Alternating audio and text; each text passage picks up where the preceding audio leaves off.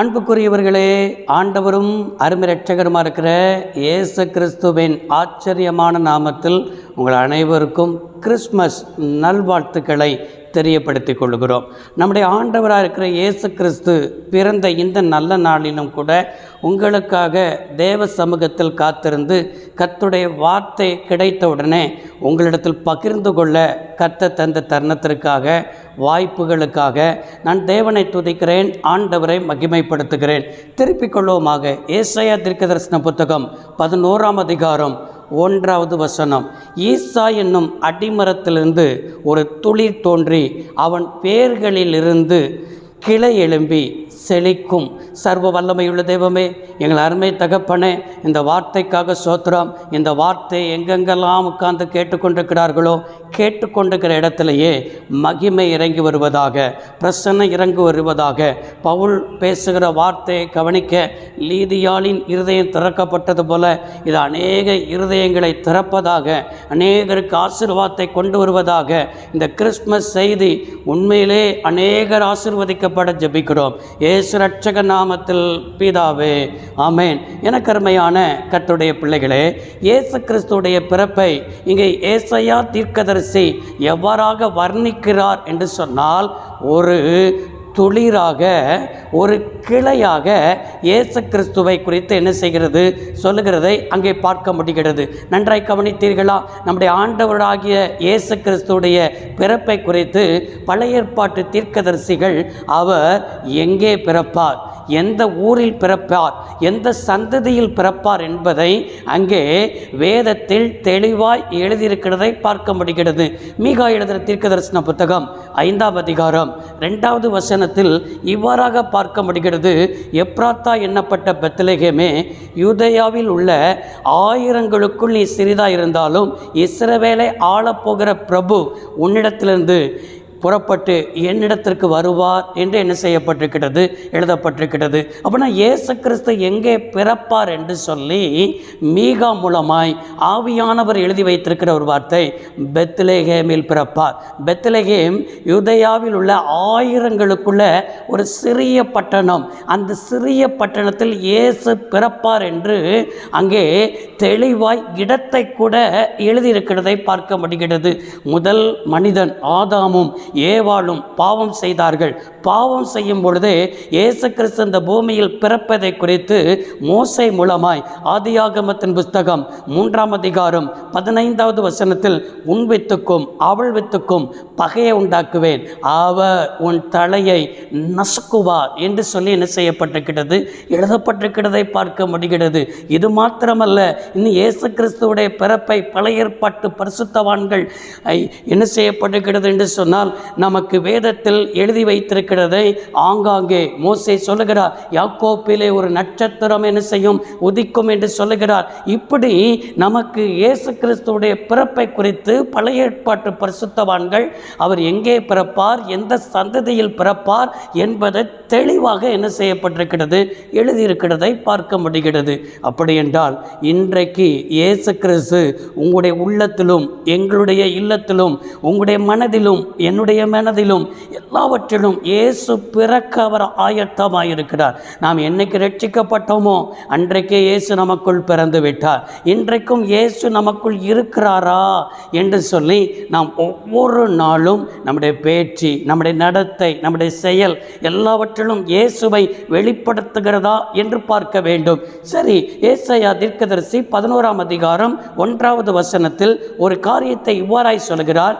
ஈசா என்னும் அடிமரத்தில் ஒரு துளிர் தோன்றி என்று சொல்கிறார். இந்த ஈசாய்னா யாரு என்று சொல்லி நமக்கு தெரியணும். ஈசா யாரு? தாவீதுடைய தகப்பன். இப்ப தாவீதுடைய தகப்பன் தான் ஈசாய். இந்த குடும்பத்தில், இந்த சந்ததியிலிருந்து தான் இயேசு என்ன செய்கிறார், பிறக்கிறதற்கு வாக்கு பண்ணினார். அந்த சந்ததியில் தான் இயேசு இந்த பூமியில் பிறந்தார்.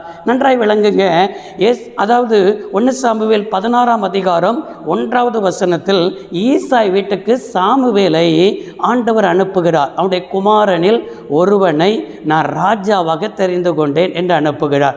அந்த குமாரனில் ஒருவனை தான் தெரிந்து கொண்டேன் என்று சொல்லுகிறார். ஆண்டவருடைய வார்த்தைக்கு கீழ்ப்படிந்து அப்படியே சாமுவேலும் ஈசாயுடைய வீட்டுக்கு போகிறார். அங்கே நடந்த ஆண்டவர் பேசுனதெல்லாம் ஈசா இடத்துல சொல்லுகிறார். ஈசாயும் தன்னுடைய 7 பிள்ளைகள், 8வது பிள்ளை ஆடுகளை மேய்த்து கொண்டிருக்கிற அந்த பிள்ளையை மறந்து 7 பிள்ளைகளை ஈசாயிற்கு அதாவது ஈசாய் சாமுவேலுக்கு முன்பாக அனுப்புகிறார்.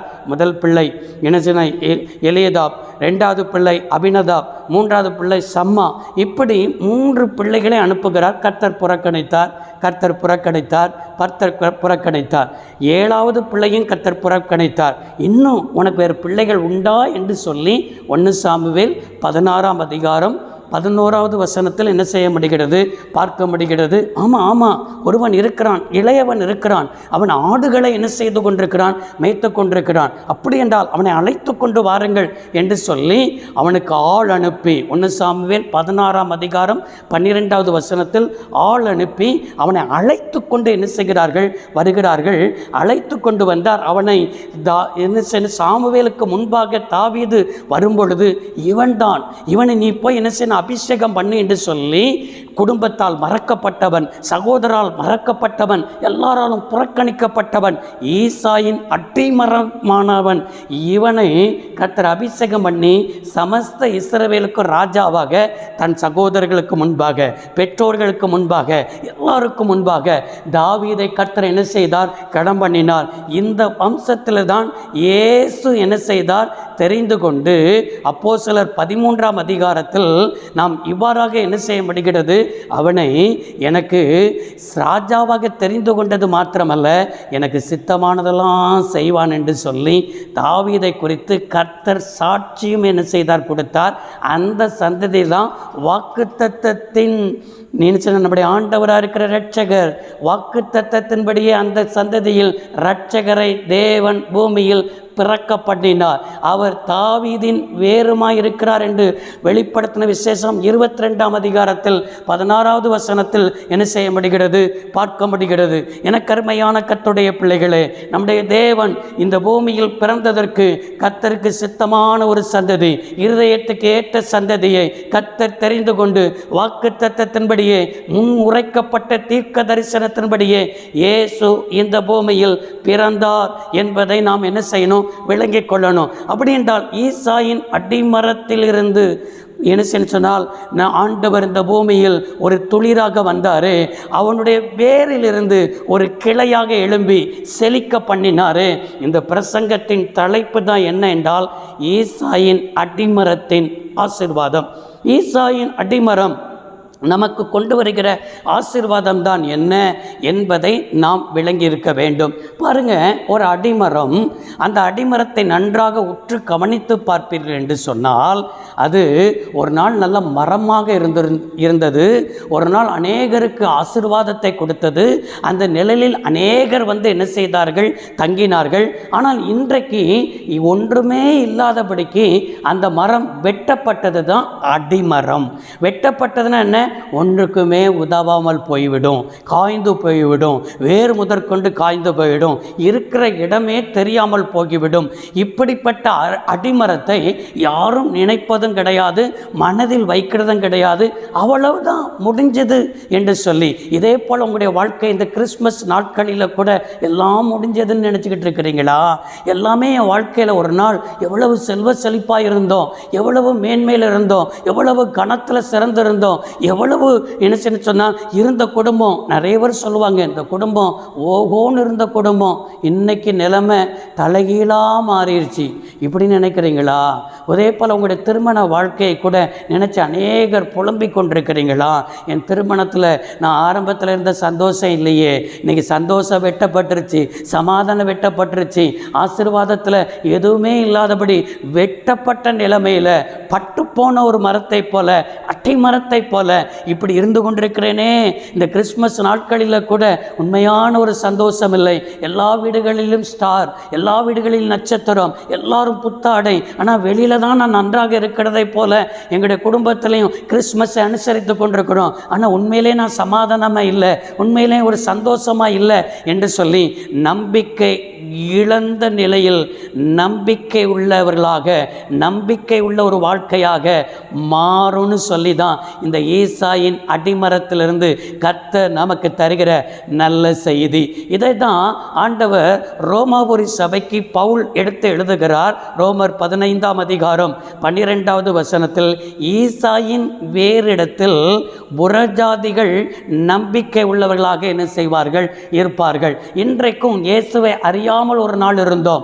யூதர்கள் இல்லாதவர்கள் எல்லாருமே புறஜாதிகள் தான். அப்படி புறஜாதிகளாக இருக்கிற நம்ம அவர் மேலே நம்பிக்கை உள்ளவர்களாக இன்றைக்கு அவரை அப்பா என்று கூப்பிடுகிற அதிகாரம், இன்றைக்கு அவரை நம்மளை ஆண்டவர் என்கிற அதிகாரம், இதெல்லாம் எப்படி வந்துச்சு? நமக்காக இயேசு பிறந்ததுனால, இயேசு நமக்காக சிலுவையில் பாடுபட்டதுனால, இயேசு நமக்காக இந்த பூமியில் உயிரோடு கூட எழும்பினதுனால. அதே ரோமர் 15ஆம் அதிகாரம் 13வது வசனத்தில் நம்முடைய தேவனுக்கு ஒரு பெயர் சொல்லப்பட்டிருக்கிறது, நம்பிக்கையின் தேவன். அந்த நம்பிக்கை எப்படி வரும் என்று சொன்னால், பரிசுத்த ஆவியானவர் தருகிற பலத்தினாலே நம்பிக்கை நமக்குள்ள பெருகும். இந்த நம்பிக்கையில் நம்ம பெருக பெருக பெருக பெருக தான் நன்றாய் விளங்கி கொள்ளணும். நம்முடைய வாழ்க்கையில் இதெல்லாம் நம்பிக்கை இழந்து போயிருக்கிறோமோ, நீங்கள் பரிசுத்த ஆவிக்குள்ள ஜெபம் பண்ணி பாருங்க. பரிசுத்த ஆவிக்குள்ள ஜெபம் பண்ண மரியாளின் வார்த்தையை கேட்கும் பொழுது எலிசபெத்துடைய வயிற்றிலிருந்து பிள்ளை துள்ளிற்று. அவள் பரிசுத்த ஆவியினால் என்ன செய்யப்பட்டாள், நிரப்பப்பட்டாள் என்று சொல்லி பார்க்கிறோமே. இன்றைக்கு நம்ம பரிசுத்த ஆவியினால் நிரப்பப்பட்ட ஒரு அனுபவத்தில் இருக்கும் பொழுது நம்பிக்கை இழந்து போன நிலைமையில் இருக்கிறீர்களா, நம்பிக்கை அற்றுப்போன நிலைமையில் இருக்கிறீர்களா? இன்னைக்கு ஒரு நம்பிக்கை உள்ள ஒரு வாழ்க்கை ஆண்டவர் தருவார். மேய்ப்பர்கள் அதே போல தான் நம்பிக்கை இழந்து போயிருந்தார்கள். நம்பிக்கை இழந்து போய், ஐயோ 400 வருஷம் ஆண்டவர் நம்மளோடு கூட பேசலையே, இனிமேல் நம்முடைய வாழ்க்கை இவ்வளவுதானோ, நம்முடைய வாழ்க்கை இந்த மேய்ப்பர் இந்த ஆடு மாடு மேய்க்கிற தொழிலே முடிந்து போயிடுமோ என்கிற ஒரு நம்பிக்கை இழந்து போன மேய்ப்பர்களுக்கு லூக்கா 2ஆம் அதிகாரம் 8வது வசனத்தில் ஆண்டவர் அவர்கள் சுற்றி இருந்த இடத்திலும் தேவதூதன் வந்து நிற்கும் பொழுது பிரகாசிக்கிறது. பிரகாசிக்கும் பொழுது அவர்களை நோக்கி கடந்து வருகிற ஒரு வார்த்தை, பயப்படாதீர்கள், எல்லா ஜனத்திற்கும் மிகுந்த சந்தோஷத்தை உண்டாக்கும் நற்செய்தியை அறிவிக்கிறேன். 3 காரியம் அதில் இருக்கிறது. பயப்படாதீங்க. பாருங்க, இதுதான் நம்பிக்கை விட்டுகிற செய்தி. இன்னைக்கு எதுக்கு பயந்து போயிருக்கிறீங்க? பயப்படாதீங்க. 2வது மிகுந்த சந்தோஷம். சந்தோஷத்தை இழந்து போயிருக்கிற தேவனுடைய பிள்ளைகள், ஏதோ இந்த வருஷத்தில் ஒரு இழப்பின் நிமித்தம் உங்களுடைய வாழ்க்கையில் சந்தோஷத்தை இழந்து போயிருக்கிறீங்களா? ஆண்டவர் பிறந்தது ஒரு பெரிய சந்தோஷம். நற்செய்தி என்பது நல்ல செய்தி. நல்ல செய்தினா என்ன தெரியுமா? நம்ம எதிர்பார்ப்பது நிறைவேறி வருவது தான் நல்ல செய்தி. அன்றைக்கு இயேசு கிறிஸ்து இந்த பூமியில் பிறப்பார் என்று தீர்க்க தரிசனம் முன்னுரை உரைக்கப்பட்டது. அந்த காலம் ஆண்டவர் குறித்திருந்த காலத்தில் அவர் இந்த பூமியில் பிறந்தாரே, அப்ப அவருக்கு சொல்லப்பட்ட காலம் நிறைவேறி வருவது, அவரை குறித்த தீர்க்க தரிசனம் நிறைவேறி வருவது, இதுதாங்க நல்ல செய்தி. இப்படிப்பட்ட நல்ல செய்தி உங்களை நோக்கி இந்த நாட்களில் கடந்து வருகிறது. உங்களை நோக்கி ஆசீர்வாதங்கள் கடந்து வருகிறது. உங்களை நோக்கி செழிப்பு கடந்து வருகிறது. பயப்படாதிருங்கள் என்று ஆண்டவர் உங்களை தைரியப்படுத்துகிறார். இந்த வார்த்தை உங்களுக்கு நம்பிக்கை பெருகுகிறதற்கு இந்த வேத வார்த்தை என்ன செய்யணும்னு சொன்னால், இந்த வேத வார்த்தையில் அதிக நேரம் செலவு பண்ணுங்க. இந்த வேத வசனத்தை நல்ல மனப்பாடம் பண்ணி அறிக்கையிட்டு பாருங்க. இந்த வேத வசனத்தில் அற்புதங்கள் அடையாளங்கள், ஆண்டவர் செய்த அற்புதங்கள் அடையாளங்களை வைத்து அதிகமாய் தியானம் பண்ணி அறிக்கையிட்டு பாருங்கள். அது மாத்திரமல்ல, இந்த வேத வசனத்தோடு கூட உங்களுடைய வாழ்க்கையை நிலைத்திருக்க ஒப்பு கொடுங்கள். இதெல்லாம் நீங்கள் செய்து பிராக்டிஸ் பண்ணும் பொழுது தான் கர்த்தர் உங்களுக்குள்ள நம்பிக்கையின் தேவன் அந்த நம்பிக்கை என்கிறதான துளிரை தோன்ற பண்ணுவார். நம்பிக்கை என்கிற கிளை உங்களுக்குள்ள வினசைன்னு சொன்னால் உண்டாகி அந்த கிளை உங்களை செழிக்க பண்ணும். நீங்கள் போகிற இடத்தில் ஒரு செழிப்பு என்ன செய்யும், உண்டாகும். யோசேப்பு போகிற இடத்துல ஒரு செழிப்பு வந்தது. அதே போல ஒரு செழிப்பு நீங்கள் இருக்கிற இடம் முழுவதும் ஒரு தரித்திரத்தின் ஆவி இன்றைக்கு விலகி போகிறதை நான் பார்க்கிறேன். இயேசு கிறிஸ்து இந்த பூமியில் தரித்திர கோலமாய் வந்த ஆண்டவர் உங்களுடைய தரித்திரங்களை அவர் மேல் சுமந்தார்.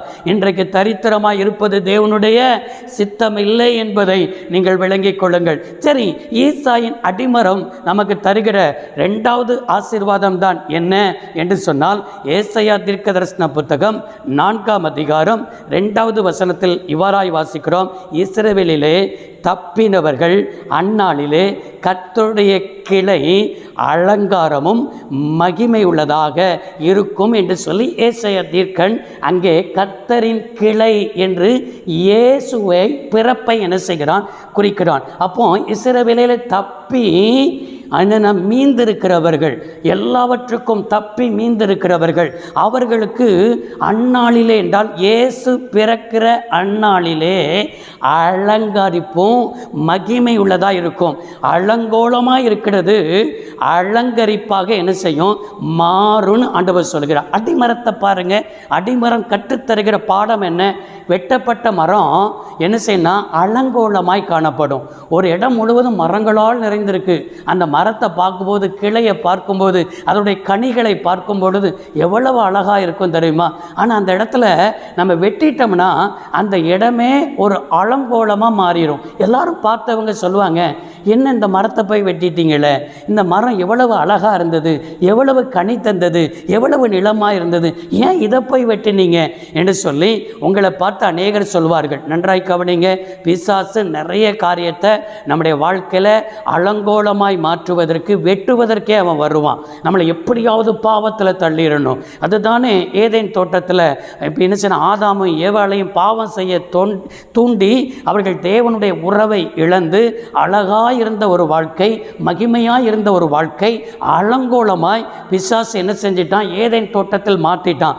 முதல் ஆதாம் பாவம் செய்தான். இரண்டாம் ஆதாமாயிருக்கிற இயேசு கிறிஸ்து இந்த பூமியில் பிறந்து எந்த ஒரு அலங்கோலமாய் மாற்றினானோ, எது ஒழுங்கின்மையாய் மாற்றினானோ, எது வெறுமையாய் மாற்றினானோ அதை அழகுபடுத்துவதற்காகவே இயேசு கிறிஸ்து இந்த பூமியில் பாலகனாய் பிறந்து இன்றைக்கு நமக்குள் இருக்கிறார். உங்களுடைய வாழ்க்கையில் எது ஒழுங்கினமாக இருக்குன்னு நீங்கள் பாருங்கள். இன்றைக்கி நிறைய ஆவிக்குரிய தேவனுடைய பிள்ளைகள் தான், அவர்கள் ஒவ்வொரு காரியத்திலையும் அநேக ஒழுங்கினம் காணப்படுகிறது. இயேசு கிறிஸ்து இந்த பூமியில் பிறக்கிறதற்கு கூட அவர் ஒரு காலத்தை குறித்திருந்தார். அதில் கூட ஒழுங்கு. அவர் வாழ்க்கையை பாருங்கள், எங்கேயும் ஒழுங்கினம் இல்லை.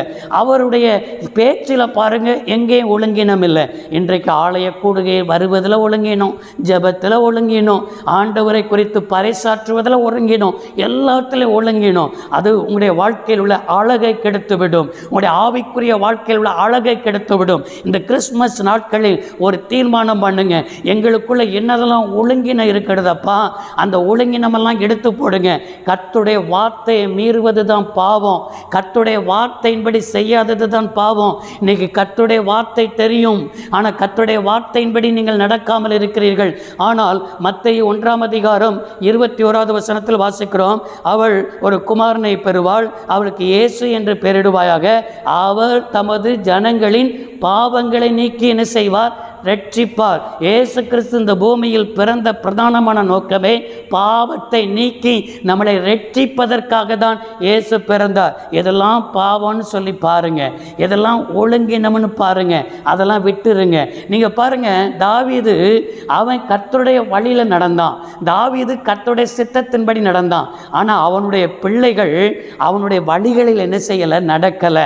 அவனுடைய சந்ததி அவனுடைய வழிகளில் நடக்கலை. 1 ராஜாக்கள் 15ஆம் அதிகாரம் 3வது வசனத்தில் அபியாமை குறித்து பார்க்கிறோம். அபியாம் யூதாவில் ராஜாவாக இருக்கிறான். அவன் தாவீது நடந்த வழிகளில் நடக்காமல், தாவீது நடந்த வழியை விட்டு விலகி கர்த்தருக்கு விரோதமாய் பாவம் செய்கிறவனாய் மாறினான். அவனுடைய சந்ததி பாவம் செய்கிற சந்ததியாய் மாறினது. ஆனாலும் கர்த்தர் தாவீதுக்கு வாக்கு பண்ணியிருந்த வாக்கின்படியே அவன் சந்ததியில், அதே 1 ராஜாக்கள் 15ஆம் அதிகாரம் 5வது வசனத்தில் இவராய் வாசிக்கிறோம், கர்த்தர் அவனுடைய சந்ததியில் ஒரு விளக்கை என்ன செய்திருந்தார், கட்டளையிட்டிருந்தார். அந்த விளக்கு அணையாமல் இருக்க வேண்டும், அவனுடைய சந்ததி அணையாமல் இருக்க வேண்டும். அடிமரம் தான் ஐயா, வெட்டப்பட்ட மரம் தான் ஐயா, பாவத்தில் விழுந்து போன மரம்தான், இன்றைக்கு பாவத்தில் விழுந்து போன அந்த சந்ததிகள் தான். ஆனாலும் அவனுடைய சந்ததியில் விளக்கு அணையாமல் இருக்க வெட்டப்பட்ட மரத்திலிருந்து ஒரு துளிரை தோன்ற பண்ணின என் தெய்வம், வெட்டப்பட்ட அந்த மரத்தின் வேர்களிலிருந்து ஒரு கிளையை எழும்ப பண்ணி செழிக்க பண்ணின தெய்வம். அவனுடைய விளக்கு, அவனுடைய சந்ததியுடைய விளக்கு அணையாமல் இருந்தது. இன்றைக்கு நீங்கள் கவலையோடு கூட இருக்கிறீர்களோ? நான் நடந்தபடி நான் ஆண்டவருக்கு உண்மையாக இருக்கிறேன், என் பிள்ளை இன்னைக்கு என் வழியில் நடக்கலையே, என் சந்ததி கத்தரை மறந்துட்ட, ஆலயத்துக்கு வரமாட்டேக்குது, ஜெபம் பண்ண வரமாட்டேக்குது. இன்னைக்கு ரட்சகர் பிறந்திருக்கிறார். இன்றைக்கு உங்களுடைய வீட்டுக்கு ரட்சிப்பு வருகிறது. இந்த வார்த்தை கேட்டுக்கொண்டிருக்கிற தேவ பிள்ளையே, உன் பிள்ளைக்காக நீ ஜெபம் பண்ணி கொண்டிருக்கிறாய். உன் பிள்ளையை ஆண்டவர் நான் ரட்சிக்கிறேன் என்று சொல்லுகிறார். கணவனாருக்காக புலம்பிக் கொண்டிருக்கிறீர்கள். உடைய கணவனாரை இன்றைக்கு ஆண்டவர் தொடுகிறார். சகோதரியே, உன் கணவனார் இன்றைக்கு ரட்சிக்கப்படுகிறதற்கு தேவனுடைய உள்ளத்தில் பிறக்க அவர் கதவை தட்டி கொண்டிருக்கிறார். இன்றைக்கு உன் குடும்பம் ஆண்டவருக்குள் ரட்சிக்கப்பட போகிறது. எத்தனை பேர் விசுவாசிக்கிறீங்க? இந்த கிறிஸ்துமஸ் நல்ல நாட்களில் உங்களுக்கு ஒரு நல்ல செய்தி வருகிறது. இதுதான் நல்ல செய்தி. உங்கள் குடும்பம் என்ன செய்யணும்? அலங்கோலமாக இருக்கிற குடும்பம், உங்களுடைய குடும்பத்தை தேவன் அலங்கரித்து மகிமை உள்ளதாக என் தேவன் என்ன செய்ய போகிறார்? மாற்றப் போகிறார். இன்னும் உங்களுக்கு ஒரு காரியம், ஈசாயின் அடிமரத்தில் இந்த மூன்றாவது ஆசீர்வாதம் தான் என்ன என்று சொன்னால், ஏசாயா தீர்க்கதரிசன புத்தகம் 11ஆம் அதிகாரம் 10வது வசனத்தில் இவ்வாறாக என்ன செய்யப்படுகிறது? பார்க்கப்படுகிறது. அக்காலத்தில் ஜனங்களுக்குள் தப்பி அதை மீந்திருக்கிறவர்கள், அங்கே இன்னும் அங்களுக்கு அந்த வசனத்தை விளக்கமாக உங்களுக்கு நான் சொல்ல விரும்புகிறேன். கொடியாய் படர்ந்திருக்கிற ஈசாயின் வேரை குறித்து விசாரித்து கேட்பார்கள் என்று சொல்லப்பட்டிருக்கிறது. ஈசாயின் வேர் எப்படி இருக்குமா? அந்த 11ஆம் அதிகாரம் 10வது வசனத்தில் இவ்வாறாய் பார்க்க முடிகிறது. கொடியாய் படர்ந்து நிற்குமா? நன்றாய் பாருங்க. இதை வெட்டப்பட்டது. இந்த வெட்டப்பட்டதில் தான் இப்போ தான் என்ன செய்யப்படும்? துளிர் வருது, இப்போ தான் கிளை வருது. ஆனால் அதே 11ஆம் அதிகாரம் 10வது வசனத்தில் என்ன பார்க்குறோம்? கொடியாய் நிற்கிறோம். அதன் ஜனங்கள் அந்த கொடியாய் நிற்கிறத பார்த்து ஈசாயின் வேரை குறித்து ஜாதிகள் விசாரித்து கேட்பார்களாம். ஜாதிகள் விசாரித்து கேட்குற அளவுக்கு இன்றைக்கி தேசமே நீங்கள் பாருங்கள் யாருடைய பிறப்பை குறித்து கொண்டாடுகிறதுனா, இயேசு கிறிஸ்துவுடைய பிறப்பை குறித்து தான் தேசமே கொண்டாடுகிறது. இயேசு கிறிஸ்துவுடைய பிறப்பு தான் அவர் சரித்திர நாயகன், அவர் சரித்திர புருஷன். இயேசு பிறந்தவுடனே அவர் சரித்திரத்தை கிபியாக 2ஆக பிரித்தார். இன்னைக்கு 2025 போடுகிறோமே, 2025 ஒருத்தன் போடுகிறானே, இயேசு கிறிஸ்து இந்த பூமியில் பிறந்து 2025 வருஷம் ஆயிட்டுன்னு சொல்லி அறிக்கையிடுகிறான். எனவே அவர் சரித்திர புருஷன். அவருடைய பிறப்பு தான் இன்றைக்கு எல்லாருக்கும் மிகுந்த சந்தோஷத்தை என்ன செய்தது? கொண்டு வந்தது. விசாரிப்பு அற்ற நிலையில் இருக்கிறவர்களுக்கு விசாரிப்பு உள்ள ஒரு வாழ்க்கையாக மாறும். உங்களை விசாரிக்கிறதுக்கு யாருமே இல்லையா? உங்களுடைய பிள்ளைகளை விசாரிக்கிறதுக்கு யாருமே இல்லையா? விசாரிப்பற்ற நிலையில் எல்லாரும் இருந்து ஒரு தனிமைப்படுத்தப்பட்ட நிலைமையில் இருக்கிறீங்களா? இன்றைக்கு 400 வருஷம் இந்த இஸ்ரவேல் தேசத்தை விசாரிப்பற்ற நிலையில் ஒரு இருண்ட காலமாய் காணப்பட்டது. ஆனால் திடீரென்று யூதருக்கு ராஜாவாக பிறந்திருக்கிறவர் எங்கே? கிழக்கிலே உடைய நட்சத்திரத்தை கொண்டு பணிந்து கொள்ள வந்தோம் என்று மத்தேயு 2ஆம் அதிகாரத்தில் சாஸ்திரிகள் வருகிறார்கள். சாஸ்திரிகள் வந்து எல்லாத்தையும் விசாரிக்கிறார்கள். அவர் என்ன செய்வார் என்றால் பெத்லகேமில் பிறப்பார் என்று வேத பாரகர்கள் எல்லாம் சொல்கிறார்கள். இப்போ அரண்மனைக்கு போனால் அரண்மனையில் இந்த செய்தி ஏரோதில் சொன்னால், ஏரோது பிள்ளையை குறித்து திட்டமாய் விசாரியுங்கள். பாருங்கள், இதுவரைக்கும் விசாரிக்க யாரும் இல்லை. ஆனால் இப்போ விசாரிங்கள்னு சொல்கிறான். நீங்கள் விசாரிங்க, ஏண்டே வந்து சொல்லுங்கள், நானும் பிள்ளையை வந்து பணிந்து கொள்கிறேன் என்று சொல்கிறான். அப்படின்னா இதுவரைக்கும் விசாரிப்பற்ற நிலைமையில் கிடந்த அந்த சந்ததியை விசாரிக்கிறதுக்கு ஏரோது ராஜாவே வரான். ஆனால் அவன் விசாரித்ததுக்கு வேறு நோக்கமாக இருந்தாலும் இப்போ அந்த சந்ததியை திரும்பி பார்க்க வைக்கிறார். அந்த ஜாதிகளை கொடுத்து அது கொடியாய் படர்ந்திருக்கிறதை குறித்து இப்போ என்ன செய்ய சாதிகள் ஈசாயின் வேரை குறித்து திட்டமாய் விசாரிக்கிறார்கள். அதை குறித்து ஒரு பெரிய கலக்கம் வருகிறது. கலக்கம் வந்தால் அந்த நட்சத்திரத்தை கண்டு இயேசுவை பணிந்து கொள்ள வருகிறார்கள். சாஸ்திரிகள் இயேசுவிடத்தில் வந்து பொன், தூபவர்க்கம், வெள்ளைப்போளம் எல்லாவற்றையும் இயேசு கிறிஸ்துவுக்கு காணிக்கையாக என்ன செய்கிறார்கள்? செலுத்துகிறார்கள். இப்போ இயேசு பிறந்த இயேசுவுக்கு காணிக்கை, அதாவது கிஃப்ட் கொடுக்குறாங்க. நீங்களும் பிறந்த இயேசுவை நமக்கு என்ன செய்யணும்? 2000 வருடத்திற்கு முன்பாக பிறந்தார். இன்றைக்கு கிறிஸ்மஸ் நாட்களில் அர்த்தமுள்ள கிறிஸ்மஸ் என்று சொன்னாலே இயேசுவுக்கு சும்மா ஆராதிச்சுட்டு வந்துடக்கூடாது. நீங்கள் நீங்கள் புதிய ஆத்மாவை இயேசுவை அறியாத உங்களுடைய உடன்பிறப்பாக இருக்கலாம், உங்கள் சொந்தக்காரர்களாக இருக்கலாம், நண்பர்களாக இருக்கலாம், கிறிஸ்மஸ் ஆராதனை கூட்டு போங்க, இயேசுவுக்கு கிஃப்டாக கொடுங்க. அது மாத்திரமல்ல, நீங்கள் இயேசுவை பிறருக்கு கிஃப்டாக கொடுக்கணும். நீங்கள் உங்கள் வீட்டு பக்கத்தில் கிஃப்ட் கொடுப்பீங்க, என்ன சொன்னால் அதோடு கூட ஒரு புதிய ஏற்பாட்டு புஸ்தகத்தை கொடுங்க, அதோடு கூட ஒரு கைப்பிரதை கொடுங்க. இயேசுவை பிறருக்கு கொடுங்க, இயேசுவை பிறருக்கு காண்பீங்க. வஸ்திரம் இல்லாதவனுக்கு வஸ்திரம் கொடுங்க. இயேசுவை உங்களுடைய நற்கிரியைகள் மூலமாக பிறருக்கு காண்பித்து ஒரு அர்த்தமுள்ள கிறிஸ்மஸாக நீங்கள் கொண்டாடுங்க. நீங்கள் மட்டும் பிரியாணி சாப்பிட்டு பக்கத்து வீட்டில் உள்ளவனை நீங்கள் விசாரியாமல் இருந்தால் என்ன கிறிஸ்மஸ்? 4 பேருக்கு ட்ரெஸ் எடுத்து கொடுத்து பாருங்க, ஒரு 2 பேருக்காவது ஆகாரம் கொடுத்து பாருங்க. இதுதான் நீங்கள் இயேசுவை பிறருக்கு என்ன செய்கிறது? காண்பிக்கிறது. ஏனென்றால் அவர் உங்களை விசாரிக்கிறவர். 1 பேதுரு 5:7 வாசிக்கிறோம், அவர் உங்களை விசாரிக்கிறவரான அப்படினால் உங்கள் கவலையெல்லாம் இந்த கிறிஸ்மஸ் நாட்களில் அவரை வச்சிருங்க. அது மாத்திரமல்ல, நம்முடைய தேவன் வருஷம் தொடங்கி வருஷத்தில் முடியும் மட்டும், உபாகமம் 11:12 வாசிக்கிறோம், முடியும் மட்டும் அவர் உங்களை விசாரிப்பார். அதனால் சோர்ந்து போகாதீங்க. இந்த நாட்கள் ஈசாயின் அடிமரம் நமக்கு இருக்கிறார். அந்த அடிமரத்திலிருந்து ஒரு துளிர் தோண்டி இருக்கிறது, அந்த வேரிலிருந்து ஒரு கிளை தோண்டி இருக்கிறது. அது உங்களை செழிக்க பண்ணும். செழிப்பு உங்களுக்கு இந்த நாளிலிருந்து, இந்த வார்த்தை கேட்டுக்கொண்டிருக்கிற இந்த நேரத்திலிருந்து தரித்திர மாறி ஒரு செழிப்பு ஆரம்பமாயிட்டு, இந்த செழிப்பு என்ன செய்யும்? ஈசாயின் அடிமரம் என்ன செய்யும்? சொல்லி ஜெபம் பண்ணலாமா? ஈசாயின் அடிமரம் நம்பிக்கை இழந்ததை நம்பிக்கை உள்ள வாழ்க்கையாக மாற்றும். ஈசாயின் அடிமரம் உங்களுடைய வாழ்க்கையில் அலங்கோலமாக இருக்கிறது, அலங்கரிப்பாக மாறும். உங்களுடைய வாழ்க்கையில் விசாரிப்பற்ற நிலையில் இருக்கிற உங்களுடைய வாழ்க்கை விசாரிப்பு உள்ள ஒரு வாழ்க்கையாக மாறுமையா. இதுதான் எல்லா ஜனத்திற்கும் மிகுந்த சந்தோஷத்தை உண்டாக்கும் நற்செய்தி. இந்த நற்செய்தி உங்களுக்கு நாங்கள் அறிவித்திருக்கிறோம். நீங்கள் ஆசீர்வதிக்கப்பட்ட சந்ததி, நீங்கள் தேவனால் தெரிந்து கொள்ளப்பட்ட சந்ததி, உங்களுக்குள்ள தேவன் வாசம் பண்ணுகிறார். எனவே நீங்களும் பிறருக்கு இயேசுவை காண்பியுங்கள், அர்த்தமுள்ள கிறிஸ்மஸை கொண்டாடுங்கள். தேவன் உங்களை ஆசீர்வதிப்பார். சர்வ வல்லமையுள்ள தெய்வமே, அருமை தகப்பனே, இந்த வார்த்தை கேட்டமுடைய பிள்ளைகள், இன்றைக்கு நாங்களும் ஈசாயின் அடிமரத்திலிருந்து வருகிற 3 ஆசீர்வாதத்தை குறித்து நீர் எங்களோடு இந்த கிறிஸ்மஸ் நாட்களில் தெளிவாய் பேசியிருக்கிறீர். இந்த வார்த்தையின்படியே பிள்ளைகள் வாழ்ந்திருக்க, சுகித்திருக்க, இந்த கிறிஸ்மஸ் நாட்களில் ஆண்டவரே பிறருக்கு இயேசுவை கொடுக்க கர்த்தர் நீ கிருபை தர நாங்கள் ஜெபம் பண்ணுகிறோம், வாழ்த்துகிறோம், ஆசீர்வதிக்கிறோம். பிள்ளைகள் வாழ்ந்திருக்கட்டும், சுகித்திருக்கட்டும், தரித்திரங்கள் மாறட்டும், செழிப்பு உண்டாகட்டும். இயேசு இரட்சக நாமத்தில் பிதாவே, ஆமென். கர்த்தர் ஆசீர்வதிப்பாராக. மீண்டும் ஒரு விஷயம் கூட கிறிஸ்மஸ் நல்வாழ்த்துக்களை உங்களுக்கு நாங்கள் தெரியப்படுத்துகிறோம். God bless you all.